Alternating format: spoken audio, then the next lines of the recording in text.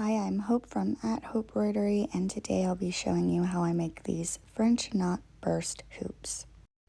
You can use any three colors you like. Today I'll be using 3 shades of yellow in DMC 3823, 3822, and 3821.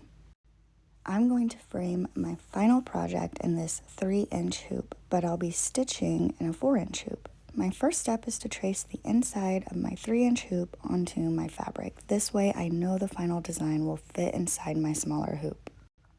I'm using a blue water-erasable fabric pen here because that's the transfer method that works best with this particular fabric that I'm using, but you can use any transfer method you like so long as it can be removed from your fabric when you're done. Since I'm using 3 colors for this project, I need to draw 3 circles radiating out from one point on the hoop. You can use coins or other circular objects as stencils or an actual circular stencil, which you can find in most craft stores. You can draw this first circle directly in the middle of your hoop or make it a bit off-centered like what I'm doing here.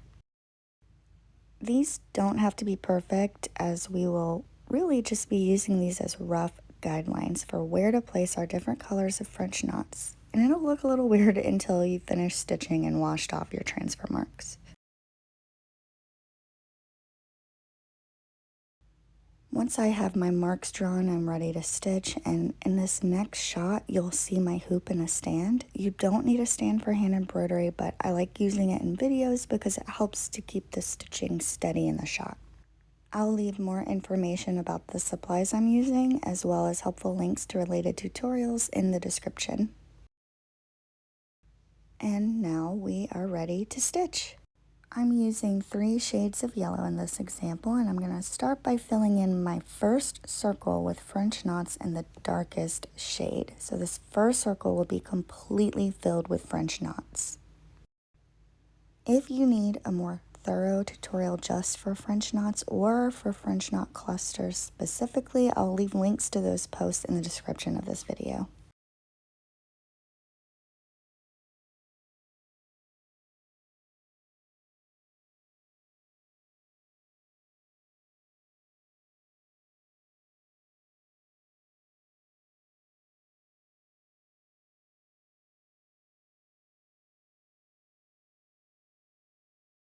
Once my first circle is done, I'll fill in my second circle with more spaced out French knots. I'll start with that same darkest shade of yellow I used for my first circle, and I'm marking guidelines for myself here so I don't go overboard once I start stitching.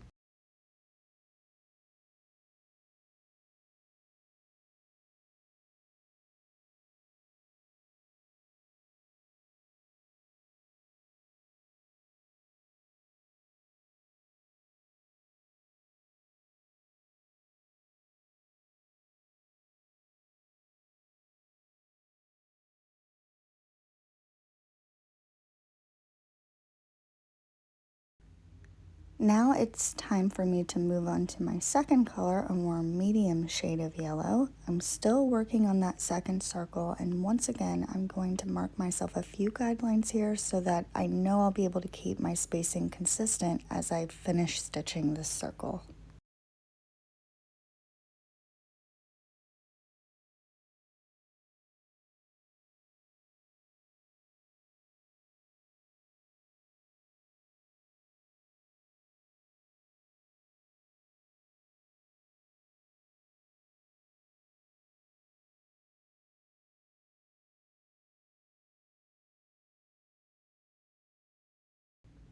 Now that my second circle is complete, it's time for me to move on to my third circle. For this third circle, my French knots will be even more spaced out. So again, I'm going to start by drawing myself a few guidelines.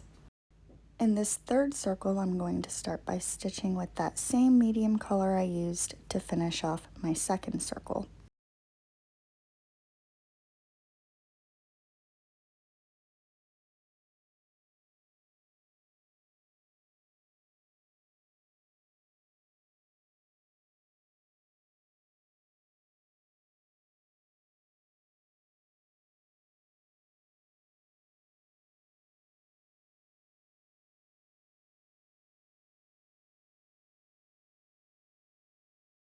Now it's time for me to finish this third circle with my third and lightest shade of floss. Again, I'll draw guidelines so that I can make sure that I'm keeping that spacing consistent.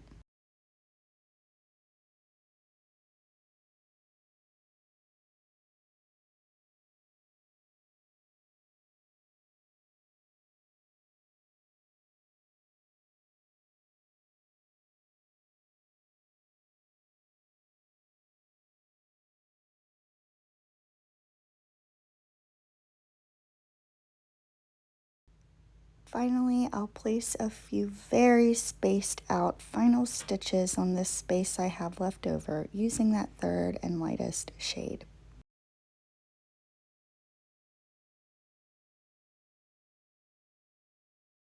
I've washed off my marks and allowed my fabric to fully dry, so now it's time for me to frame this project. Again, I've left links to related tutorials as well as information on the supplies I used in the description of this video.